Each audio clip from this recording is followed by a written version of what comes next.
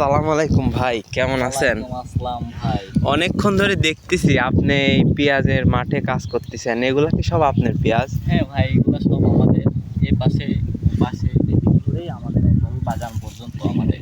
তো এবার পেঁয়াজের কি অবস্থা? ফলন পেঁয়াজের তো মনে হচ্ছে ভালোই হয়েছে। আলহামদুলিল্লাহ ভাই, 100-100, কিন্তু দামে হয়তো পর্তায় পাবো না ভাই। কয়েকটা তুলে একটু দেখায় দেন তো আসলে কি রকম হয়েছে পেঁয়াজ। আসলে ভাই এখন এই পিস তো তোলা যাবে না, কারণ তুললে পরে মানুষের ভাঙন্তের পর থাকলে মানুষজন চুরি করে নিয়ে যাবে, এই জন্য পিস এখন ওঠানো তা যাবে না। আপনার তো এবার মোটামুটি 30-40 বিঘার মতো এবার আবাদ করছেন, তো এবার পেঁয়াজের তো মোটামুটি দাম নাই। আলহামদুলিল্লাহ, দাম না থাকলেও গ্যারিস্থ মানুষের লজ্জা নাই, এটা আবাদ করতেই হবে।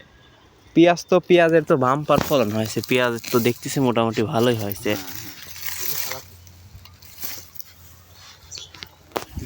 তো আপনার এবার কয় কয় বিঘা লাগাইছেন পেঁয়াজ? এবার আমি 4.5 বিঘা পেঁয়াজ লাগাইছি, 3 বিঘা আর রসুন লাগাইছি। রসুন কেমন হয়েছে? মাশাআল্লাহ, 100-100।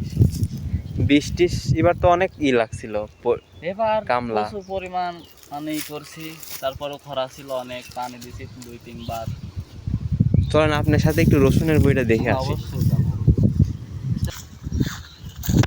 চলেন আপনার সাথে আপনার রসুনের বইটা একটু দেখে আসি, রসুনের কি অবস্থা। ওই যে ভাই, এটা আমাদের রসুন আল্লাহ দিলে বাম্পার ফলন হয়েছে। রসুনের খেতে কি এবার আশা করা যায়? এবার রসুনের কি কিছু লাভটা ভবিনি? হ্যাঁ, ইনশাআল্লাহ, যদি দামে দেয় আল্লাহ। এই যে মাঠে দেখতেছি অনেক গম টম লাগান নাই আপনারা? গম আছে 1 বিঘার মতো, এই যে এই পাশে জমি আমার। রসুনের তো মোটামুটি দেখে মনে হচ্ছে রসুনের বাম্পার ফলন, বড় বড় হচ্ছে রসুনের মধ্যে এত ঘাস কে? বৃষ্টি দেন নাই নাকি? বৃষ্টি দিছে অনেক বেশি, ঘাস হবেই, এটাই, ঘাস না হলে আবাদ হয় না। আর গম টম কিছু গম দেখে আসে আপনাদের, চলেন। গম কি বার আছে মাঠে? গম আছে মাঠে, আল্লাহ দিলে 1.5 বিঘা লাগাইছি। পেঁয়াজও আছে, গমও আছে, এবার তো আপনাদের বাম্পার ফলন। চলেন একটু গম দেখে আসি মাঠে।